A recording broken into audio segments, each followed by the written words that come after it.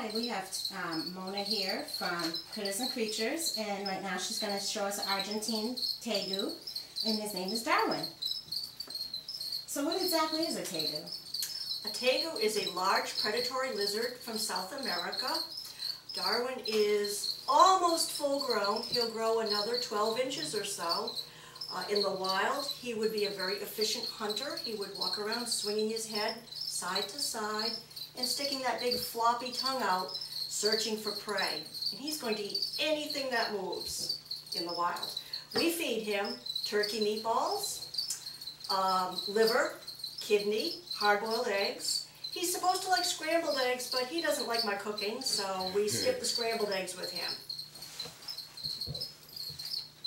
So you talked a little bit about his size. How old is he and how old can he grow to be? He's 5 years old, and he would grow in captivity. He will live for about 10 to 15 years, similar to a dog.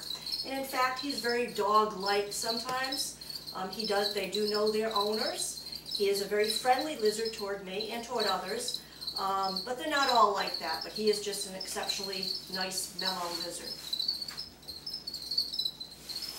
And being that he's so mellow, would a tegu actually make a good family pet? Not for most people. A couple of reasons. One is his size. He will get larger than this. He would need a very large enclosure to keep him happy. And with all lizards, he needs to be kept at a very warm temperature. He likes it about 80 degrees or higher. In fact, he has his own room here at Critters and Creatures. So he's got a good 10 by 12 area that he can roam around in. Any lizard also needs specialized lighting and heating. We kind of help by keeping the room at 80, so we don't need as much heating on his cage as we just keep the whole room that warm. Well, he seems super friendly, so I know the kids must enjoy him at every outing that you go to. Yes, he's always a very big hit, especially when we let him walk around and say hi to the kids. And he is an animal that we can let you pat. He is pettable. Well, thank you so much. Thanks.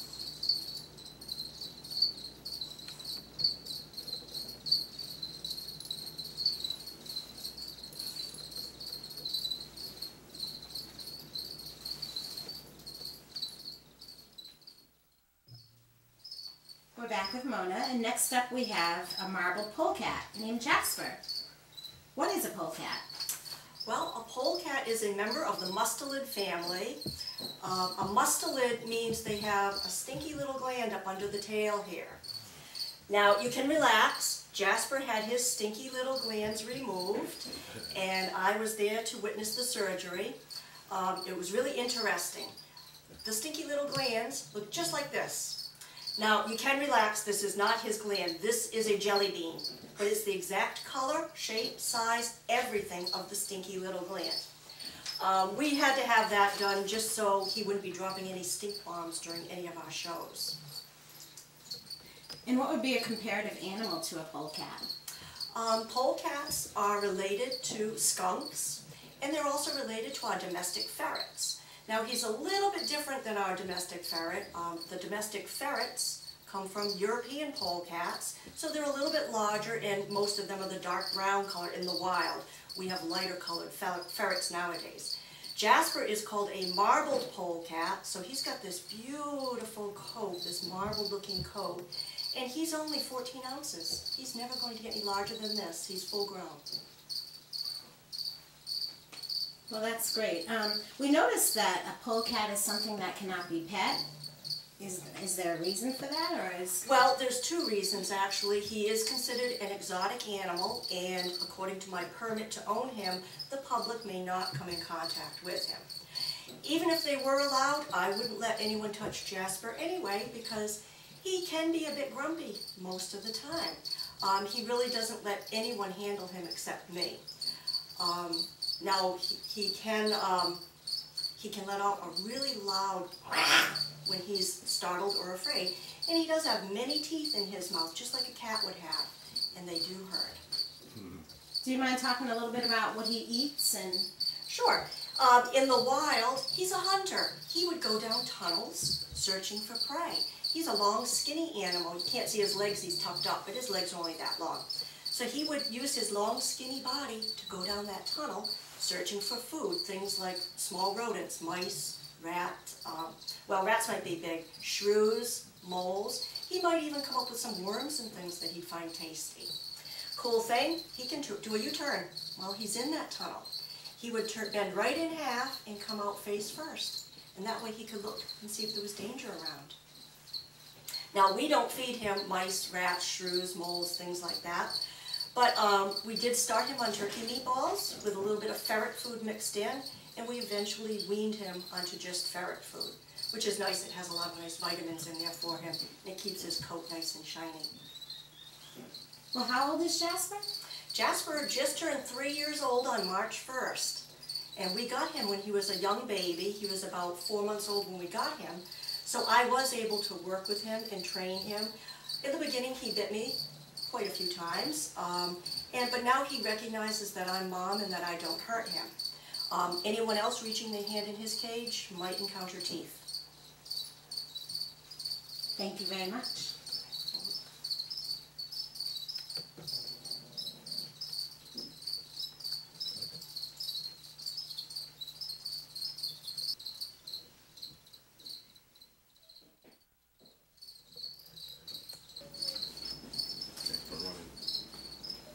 And next up we have a three-banded armadillo named Taco.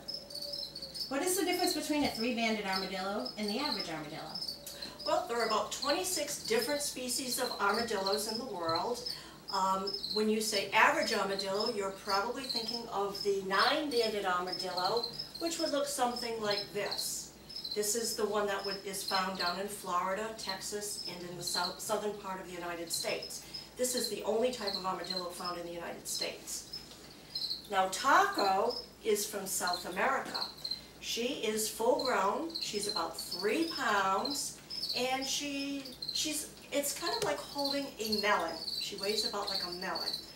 And if you can notice her, when she curls, she will curl up into a ball, and this is her head here and her tail, and it fits together just like a jigsaw puzzle.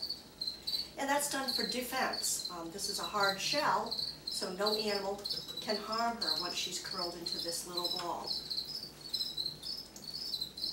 Oh, okay. So what is the lifespan of an armadillo? Well, in the wild, everyone is thinking they will live for about 10 years or so. Not many people have studied them in the wild, so we're all kind of guessing at that. But there is a zoo out in the Midwest in Illinois that has one that lived for 32 years. So obviously I talked to her and learned all her tricks on how to care for one.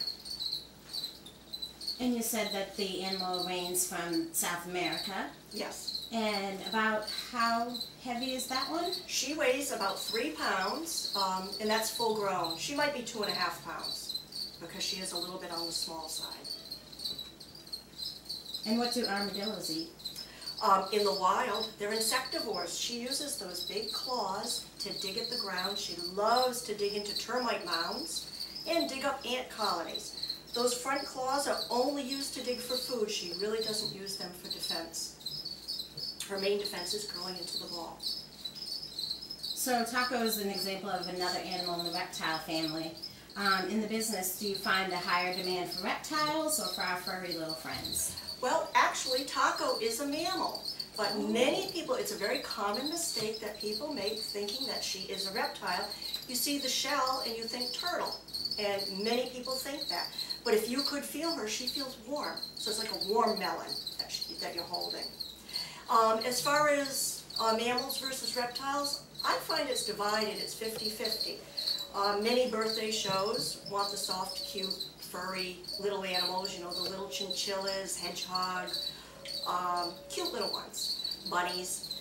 And then we have the parties that are basically boy parties for the most part. They want snakes, lizards, and all the creepy crawlies, things like scorpions. But then there are many people that like a nice assortment to visit them. Well, thank you for making an appearance, Taco. Oh, there she is showing off her tummy there. Not a very pretty looking tummy, I might add. Thank you.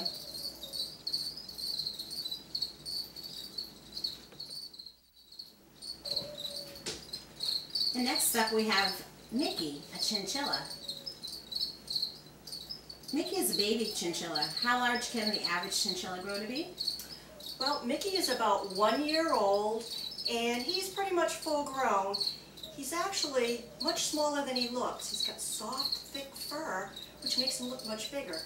Really, he's maybe about 1.5 pounds, so kind of like a large rat underneath this fur. 1.5 pounds for such size. Yeah. Wow. So what is the best part of raising a chinchilla from birth? Well, when you raise any baby animal, they get to bond with you. They know you, they trust you. They know that he knows that I'm mom. One of my favorite things is our nighttime ritual. Every night I tuck in all the animals before bed, check on them, make sure they're healthy, they're eating, they're fine, things are going well with them. But with Mickey, he just comes to the edge of his cage. When I open the door, he'll stick his head out, and he loves to have his cheeks rubbed.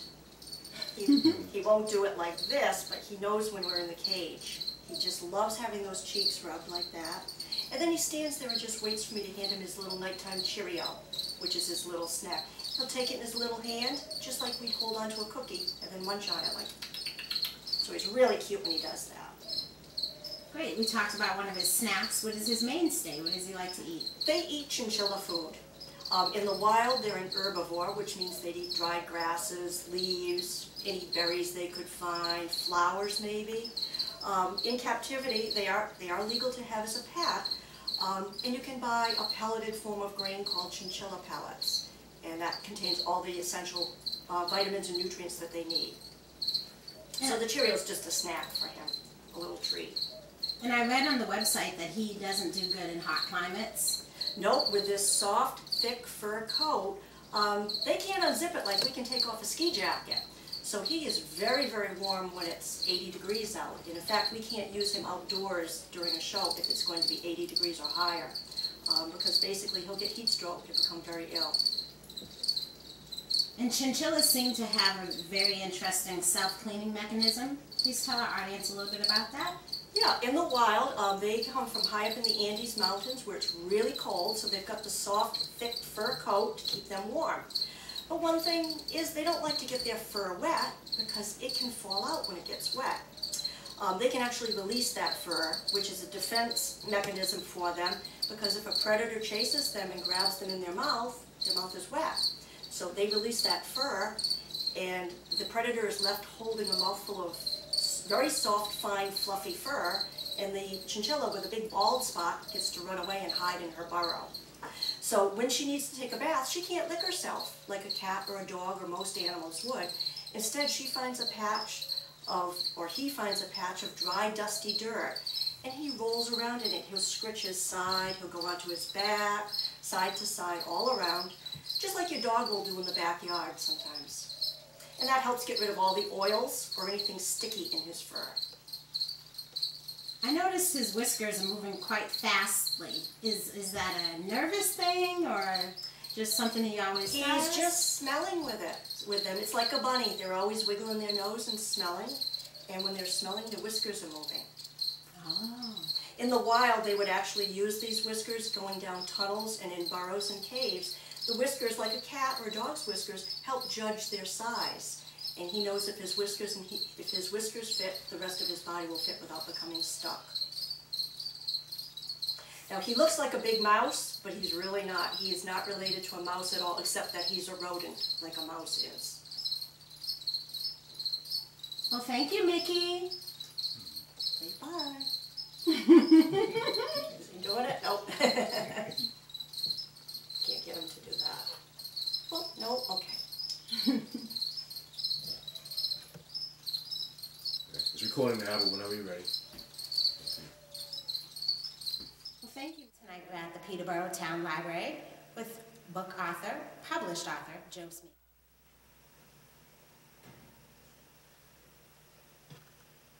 But it's running right now. Good evening. Tonight we're going to be talking about getting started in writing, or if you are already writing, how the process is working for you. And I'd like to ask you, what would you like to discuss this evening?